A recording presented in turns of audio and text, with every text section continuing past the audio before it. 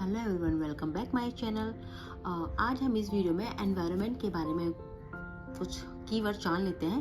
जैसे पहले इसकी डेफिनेशन देख लेते हैं। डेफिनेशन क्या है कि जो भी हमारे सराउंडिंग है, जो भी चीज़ हम देख पा रहे हैं, अपने आसपास की चीज़ों को हम एनवायरनमेंट बोलते हैं। ठीक है, इसके बेसिक ही हमें जो एनवायरनमेंट होता है are basic life support them system होता है कि हमारी लाइफ को, जो बेसिक लाइफ है उसको सपोर्ट करती है। जैसे एग्जाम्पल के लिए एयर वी ब्रीथ, हम जो सांस लेने के लिए हवा की ज़रूरत होती है, पीने के लिए पानी की ज़रूरत होती है, इसी तरह खाने के लिए हमें फूड की ज़रूरत होती है। ठीक है, और जैसे फ्रेंच वर्ड था एक एनवायरनर।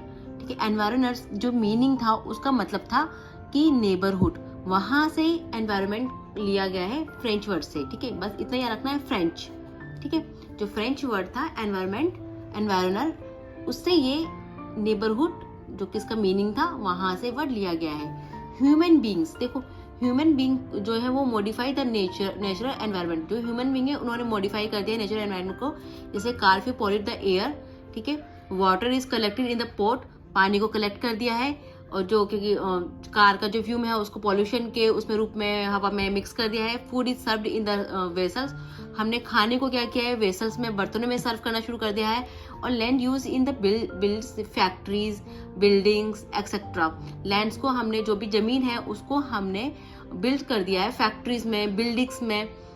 ठीक है, इसी तरह से ह्यूमन बींग्स मेक्स कार। ठीक है, उन्होंने क्या क्या बनाया है, कार बनाई है, मिल्स बनाई है, फैक्ट्री बनाई है, और उन्हें मॉडिफाई भी किया है। ठीक है, तो इसी तरह से जब कोई ह्यूमन बींग किसी नेचुरल एनवायरनमेंट को मॉडिफाई करता है तो वो दो तरह से करता है। ठीक है, दो तरह से नेचुरल एनवायरनमेंट होते हैं, जैसे बायोटिक होते हैं, एबायोटिक। अबायोटिक होते हैं जो लिविंग थिंग्स होते हैं, उनको हम बायोटिक बोलते हैं। अबायोटिक वो होते हैं जो नॉन लिविंग थिंग्स होते हैं, जैसे लैंड। ठीक है, इस तरह की जो चीजें होती है वो अबायोटिक होती है। इसके बारे में हम पढ़ लेते हैं कि कंपोनेंट्स इसके क्या क्या हैं।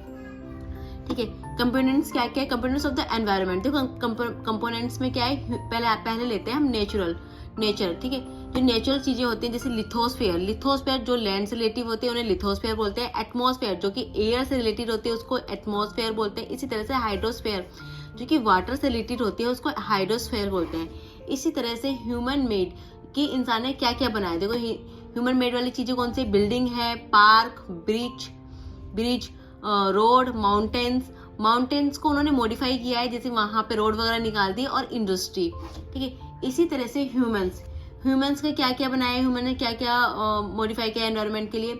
उन्होंने पॉलिटिकल रूल्स निकाले हैं। ठीक है, जो पॉलिटिकल सिचुएशंस है वो इंडिविजुअल उसे चेंजेस की अपने आप में, फैमिली बनाई है, कम्युनिटी बनाई है, रिलीजन, धर्म, जाति, ये सब ह्यूमन के द्वारा ही बनाए गए हैं। एजुकेशन जो अपने आप को इम्प्रूव करने के लिए वो भी ह्यूमंस ने बनाया है। और इकोनॉमिक जो कि पैसे, आर्थिक चीजें हैं वो भी ह्यूमंस के द्वारा ही बनाई गई है।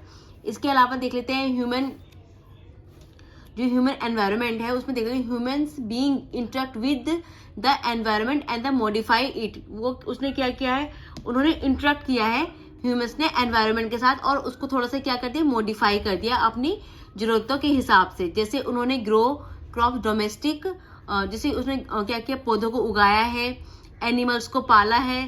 ठीक है, और इसी तरह से उन्होंने जैसे व्हील्स बनाए हैं, व्हील्स का ट्रेड, व्हील्स जो बनाए हैं, बाकी ट्रेड किया है, बाटला सिस्टम इनके द्वारा लाया गया है। कॉमर्स भी है वो भी ह्यूमंस के द्वारा ही लाया गया है।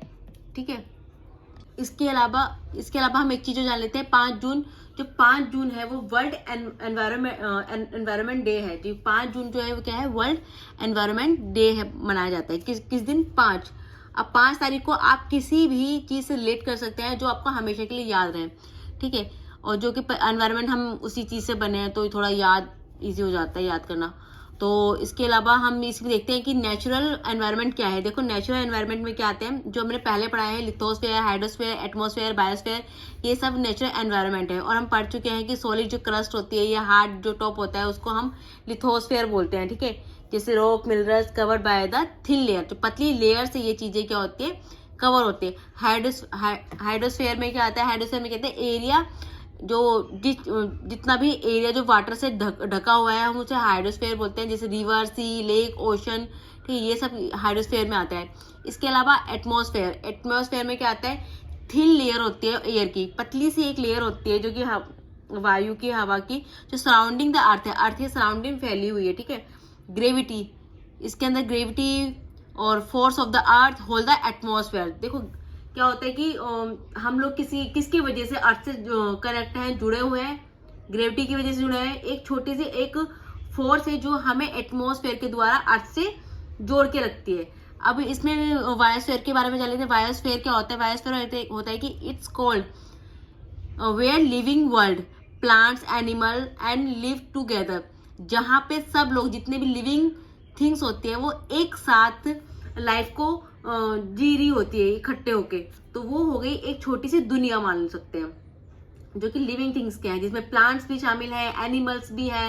लाइक एक पॉन्ड मान लो, पॉन्ड के आसपास आपको बत्तख भी दिखाई देगी, छोटे मोटे एनिमल्स भी दिख जाएंगे, पेड़ पौधे भी दिख जाएंगे, हर चीज वहां पे आपको दिख जाएगी। तो ये एक बायोस्फीयर है, ठीक है। इसके अलावा हम पढ़ते हैं, मान लो कि एक narrow zone of the earth, एक अर्थ का छोटा सा हिस्सा जहाँ पे लैंड भी है, वाटर भी है, एयर भी है, और ये सब चीजें क्या होती है एक दूसरे से इंटरेक्ट कर रही हैं। इसे समझने के लिए हम क्या करते हैं, जितनी हमारे सराउंडिंग चीजें हैं, ठीक है, उनको हम देख के कर सकते हैं कि कैसे। अब देखो दो तरह से होते हैं, एक बायोटिक होते हैं, एक अनबायोटिक।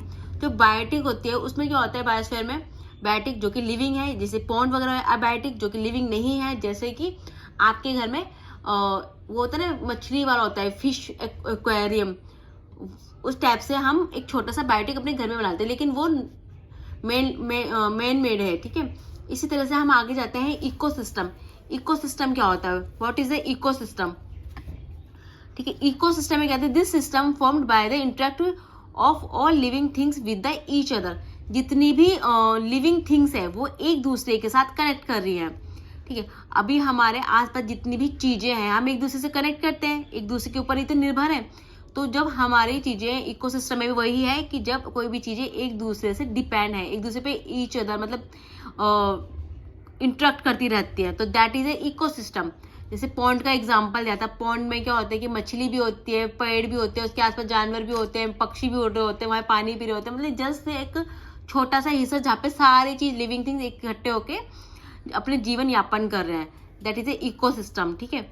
And ecosystem could be large, जैसे एक इकोसिस्टम लार्ज भी हो सकता है, स्मॉल भी हो सकता है। लार्ज कैसे? लार्ज में कौन कहते हैं? रेन फॉरेस्ट, जो कि एक जो जहाँ पे पानी होता है बेहतर था इस तरह का फॉरेस्ट होता है, वो ग्रास लैंड, ठीक है, जहाँ पे घास ही घास होती है। डिजर्ट जहाँ पे रेत ही रहते हैं, वो भी एक इकोसिस्टम है। डिजर्ट हम ये नहीं कह सकते कि इकोसिस्टम नहीं, वहाँ पे भी जीव रहते हैं, लिविंग थिंग्स वहाँ पे सर्वाइव करती हैं। माउंटेन्स, माउंटेन्स भी एक इकोसिस्टम है। लेक, रिवर, ओशियन और even small pond like an ecosystem. इसी इसी के हिसाब से छोटी सी ये टॉपिक था, ये मैंने फिनिश कर दिया है। अगर कोई डाउट हो, अगर तुम इसमें कुछ और इंक्लूड करना चाहते हो तो प्लीज मुझे कमेंट जरूर करना। Like share and subscribe. Thank you.